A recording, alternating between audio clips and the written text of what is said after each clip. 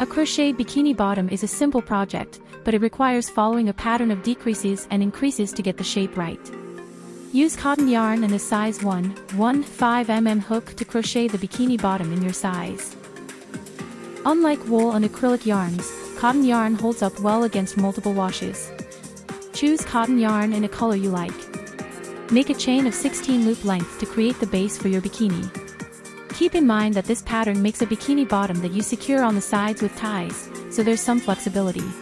Continue next rows with double crochets, increasing 1 stitch each row both sides. Enjoy watching and thank you for subscribing to my channel.